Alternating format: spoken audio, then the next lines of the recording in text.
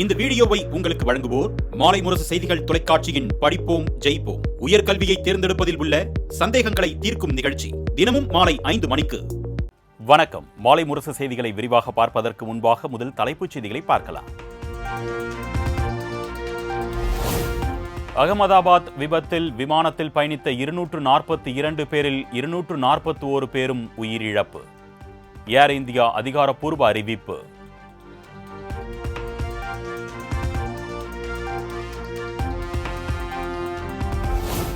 அகமதாபாத் ஏர் India விமான விபத்தில் ஒரு பயணி உயிர் பிழைத்துள்ளார். விபத்துக்கு சில நொடிகளுக்கு முன் விமானத்தில் இருந்து அவசர கதவு வழியாக குதித்து தப்பியதாக தகவல்.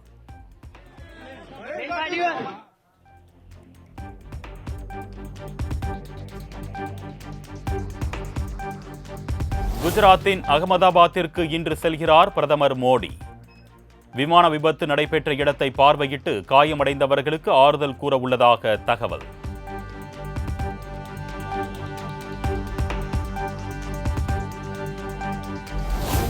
பிற்பகல் 1:39க்கு கட்டுப்பாட்டு அறையை தொடர்பு கொண்டு விமானி மேடே கால் விடுத்ததாக தகவல். விமானம் மிகவும் இக்கட்டான சூழ்நிலையில் உள்ள போது மட்டுமே பயன்படுத்தப்படும் மேடே.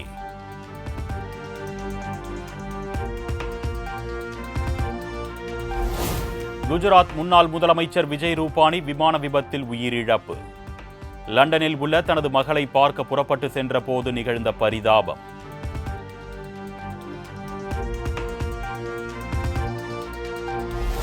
அகமதாபாத்தில் விபத்துக்குள்ளான விமானம் மேகானி நகரில் உள்ள மருத்துவர் விடுதி மீது விழுந்த சோகம்.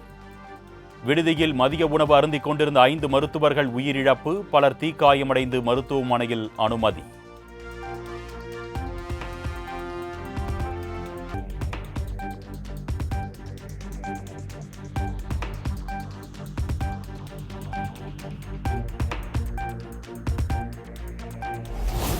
அகமதாபாத் விமான விபத்தில் 3 குழந்தைகள் உட்பட ஒரே குடும்பத்தைச் சேர்ந்த 5 பேர் உயிரிழப்பு. பலியான மணிப்பூரைச் சேர்ந்த விமான பணிப்பெண்ணின் உறவினர்கள் கதறல்.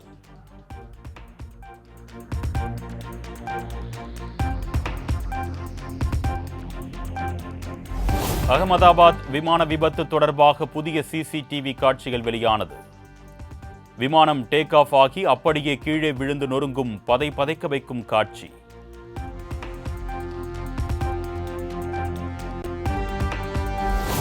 அகமதாபாத் விமான விபத்தில் உயிரிழந்தவர்களின் குடும்பத்தினருக்கு 1 கோடி ரூபாய் நிவாரணம். ஏர் இந்தியா நிறுவனத்தை நிர்வகித்து வரும் டாடா குழுமம் அறிவிப்பு.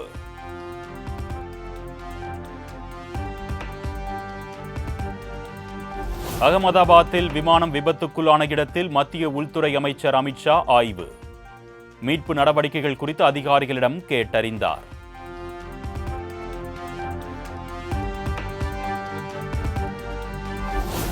விமான விபத்தில் உயிரிழந்தோரின் குடும்பத்தினருடன் அரசு துணை நிற்கும். சிகிச்சை பெறுவோரை நேரில் சந்தித்து ஆறுதல் தெரிவித்த அமித்ஷா உறுதி.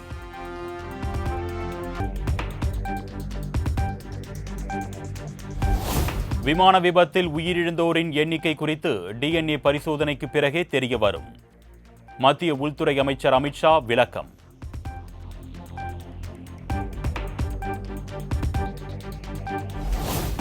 விமானத்தில் தொழில்நுட்ப சாதனங்கள் எதுவும் வேலை செய்யவில்லை. விபத்துக்குள்ளான விமானத்தில் டெல்லியில் இருந்து அகமதாபாத் வந்த நபர் எக்ஸ் பக்கத்தில் வீடியோ பதிவு.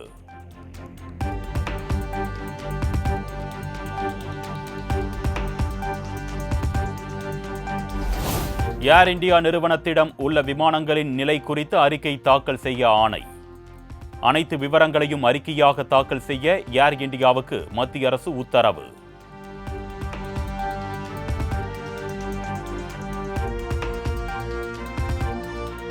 விமான விபத்து மீட்பு பணிகளுக்கு உதவ 130 பேர் கொண்ட ராணுவ குழுக்கள் தயார்.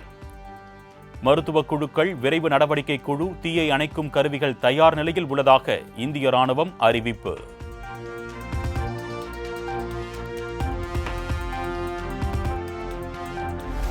அகமதாபாத் லண்டன் விமானத்தில் பயணிக்க இருந்த பூமி சௌஹான் என்ற பெண்ணை காப்பாற்றிய டிராபிக். கடும் போக்குவரத்து நெரிசல் காரணமாக 10 நிமிடம் தாமதமாக சென்றதால் விமானத்தை தவறவிட்டார்.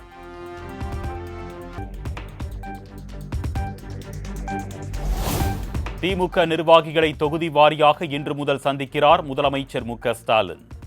சிதம்பரம், விழுப்புரம், உசிலம்பட்டி சட்டமன்ற தொகுதிகளைச் சேர்ந்த நிர்வாகிகளுடன் இன்று தனித்தனியாக சந்திப்பு.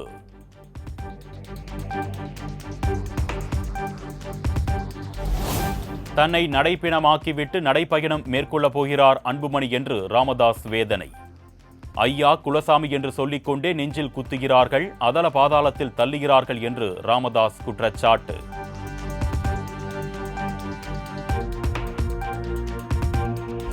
சமூக நீதி பேரவை தலைவர் பதவியில் இருந்து வழக்கறிஞர் பாலுவை நீக்கியது மிகப்பெரிய அதிர்ச்சி. எதுவாக இருந்தாலும் பார்த்துக் கொள்வோம், தைரியமாக செயல்படுங்கள் என்று நிர்வாகிகளுக்கு அன்புமணி அறிவுறுத்தல்.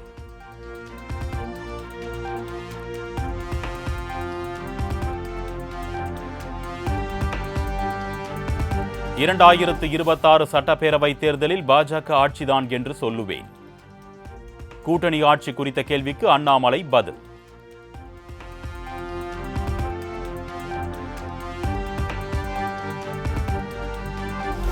சென்னை போரூர் DLF அருகே மெட்ரோ ரயில் பணியின் போது 2 தூண்களுக்கு இடையே தண்டவாள டிராக் சரிந்து விழுந்து விபத்து. ஒருவர் சம்பவ இடத்திலேயே உயிரிழந்த நிலையில் மீட்பு பணிகள் தீவிரம்.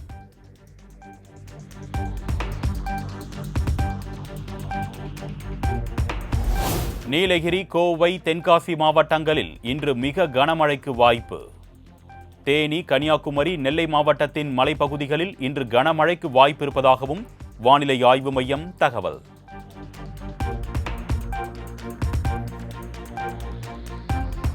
நீலகிரி மாவட்டத்திற்கு நாளை ரெட் அலர்ட் விடுக்கப்பட்டுள்ள நிலையில் கோவை, நெல்லை மாவட்ட மலைப்பகுதிகள், தென்காசி மற்றும் கன்னியாகுமரியில் மிக கனமழைக்கு வாய்ப்பு.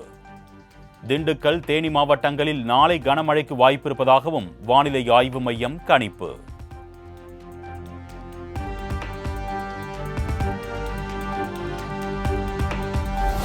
ஈரானில் உள்ள ஏவுகணைகள் உற்பத்தி நிலையங்களை குறிவைத்து இஸ்ரேல் திடீர் தாக்குதல். மத்திய கிழக்கு நாடுகளில் மீண்டும் பதற்றம்.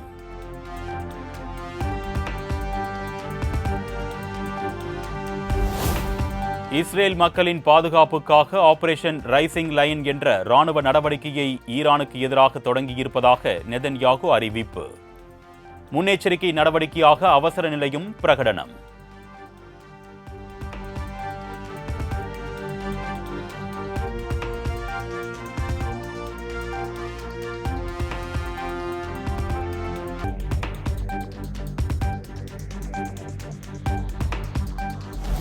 உலக டெஸ்ட் சாம்பியன்ஷிப் இறுதிப் போட்டியில் ஆஸ்திரேலியா 218 ரன்கள் முன்னிலை. விக்கெட்டுகளை வீழ்த்தி இலக்கை அடைய தென்னாப்பிரிக்கா வீரர்கள் முனைப்பு.